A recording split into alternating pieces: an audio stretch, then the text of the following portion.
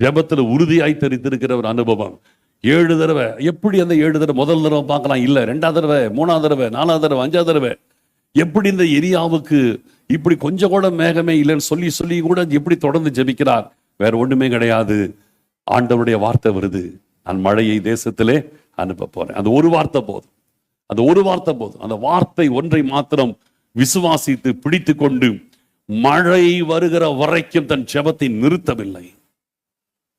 மழை வர்ற வரைக்கும் நம்முடைய ஜெபத்தை நிறுத்தக்கூடாது. ஜெபிக்கணும், ஜெபிக்கணும்.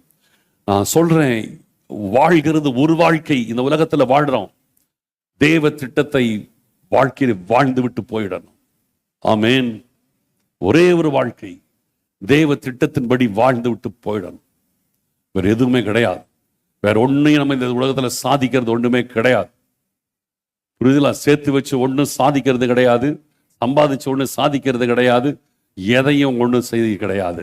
இருக்கிறது ஒரு வாழ்க்கை. ஆண்டவருடைய வசனத்தின் அடிப்படையில் சரியாய் ஓடி, தேவ சித்தத்தின்படி ஓடி ஜெயிக்கிறவர்களாய் நாம் இருந்து ஆகாப்பை ஜெயித்து நம்ம மேல போயிடணும். ஆமென். அதற்கு தான் கர்த்தர் நம்மளை வச்சிருக்கிறார். ஆகையினால் இந்த நாட்களிலே சபையானது எழுப்புதலுக்கு நேராய் திருப்பப்படுகிறது. தேசம் எழுப்புதலுக்கு நேராய் ஆயத்தமாக்கப்பட்டு கொண்டிருக்கிறது. ஒரு கூட்டம் எப்படியே இருக்கணும், அதை பத்தி நமக்கு பிரச்சனை இல்லை. நமக்கு கர்த்தர் கொடுத்திருக்கிற வெளிப்பாட்டிலே சரியாய் வசனத்தை பிடித்து கொண்டு நம்ம முன் செல்லுவோம்.